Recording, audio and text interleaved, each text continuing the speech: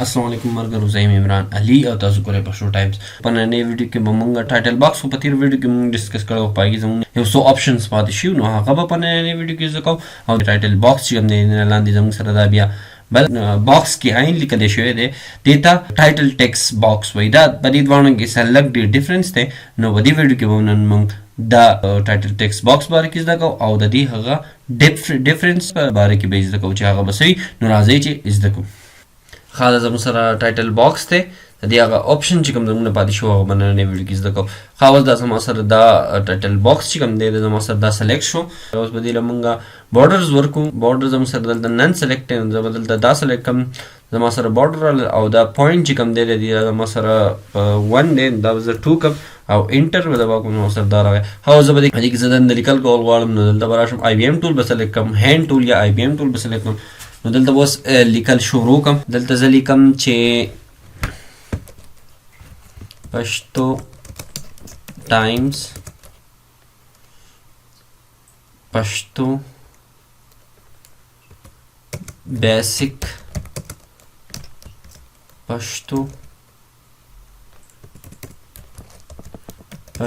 ټیوټوریل.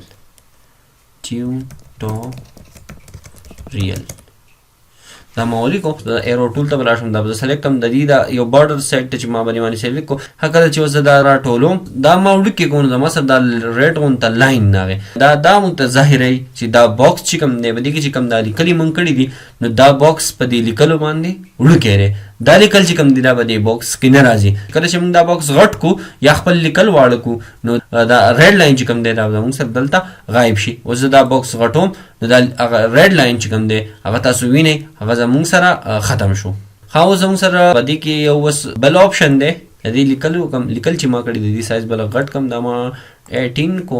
ایرو ټول ما سلیکټ کو. ښه، ایرو ټول چې کله زه سلیکټ کړم او په دې بارډر باندې کلیک کړم، نو دا بیا باکس چې کوم دی زما دا زه وړوکی کولی هم شم او غټولی هم شم. زه غواړم چې زه دا وړوکی کوم، د دې ځای نه دا زما سره وړوکی کېږي او غټېږي.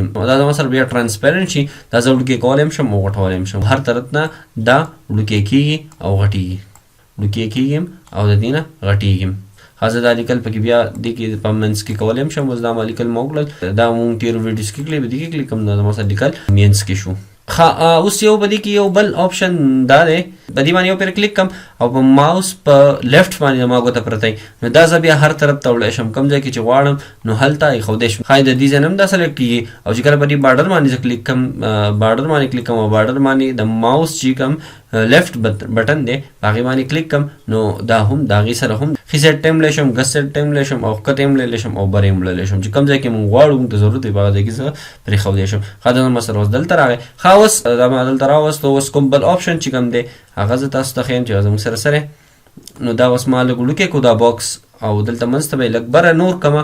ښه، اوس دا تیر آپشن خو مونږ په تیرو ویډیوز کې کړي وو. ښه، اوس دلته زموږ سره یو بل آپشن دی، د دې دا زموږ سره روټیټ ټول دی. د ټولز نه کمپاس ته چې موږ سره په 3 نمبر چې کوم دا ټول دی، د آی بي ایم ټول نه لاندې په 3 نمبر دا ټول دی. کله چې دا زه سلیکټ کړم، دا زما سره سلیکټ شو. په دلته به دې منځ کې دلته کلیک کړم او زما په لیفټ باندې ګوته پرته وي، نو دی چې کله زه کوم طرف ته تاول غواړم هلته ایښودی شم. په کوم ځای کې روټیټ کول غواړم یا کوم ځای کې ماته ضرورت وي د کوم سایډ ته چې زه غواړم دا هلته زه پرېښودی شم. اوس دا ما داسې کو، دلته زما سره راغی. اوس بیا به دې منځ کې کلیک کړم او تاوهمی، نو چې کوم ځای کې زموږ خوښه وي دا هلته مونږ پرېښودی شو.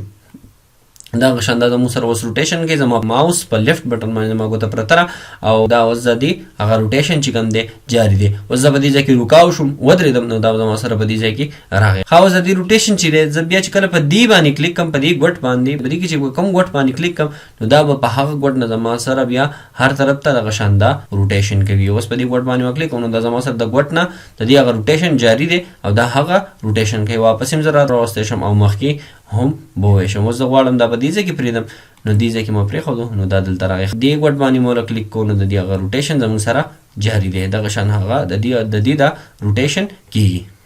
اوس غواړم چې دا به واپس خپل ځای ته راوړم، لږ به یې روټیټ کړم، سیده به یې کړم، مننه به یې سیده کړم.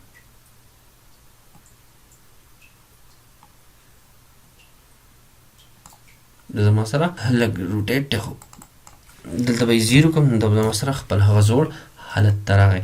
دا زما سره اوس ټایټل باکس وو. ټایټل باکس چې کوم دی چې څونه مونږ غواړو دونه غټ دی مونږ جوړولی شو. ښه اوس دا کوم ټایټل ټیکس باکس چې کوم دی زموږ سره خپل مقدار دی دی اوس دا چې کله موږ راکاږو موږ ته ښکاري نصیب یو لاین ښکاري کله چې پرېږدو نو دی به موږ ته واضحه شي. اوس موږ ته واضحه نه دی ما راښکو دی اوس موږ ته ښکاري نه چې کله زه را پرېږدم دا به موږ ته بیا واضحه شي. اوس دا ما پرېښودو نو موږ ته دی دلته راغی. دا ما څونه غټ غوښتلی دا به هم دغه شان نه تلو. اوس زه دا سلیکټ کوم دا به ډیلیټ کړم بل به داسې وښیم.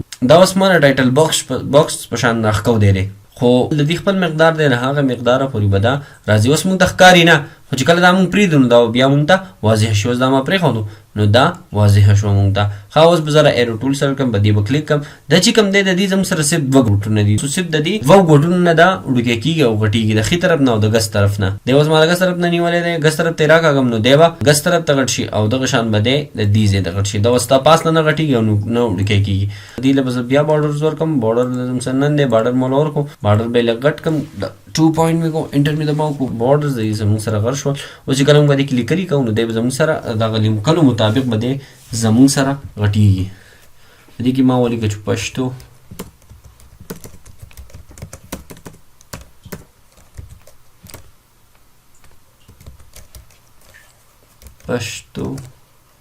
او انټر مې دباو کو نو ټایمز مې پکې ولیکو اور پېښور مې پکې ولیکو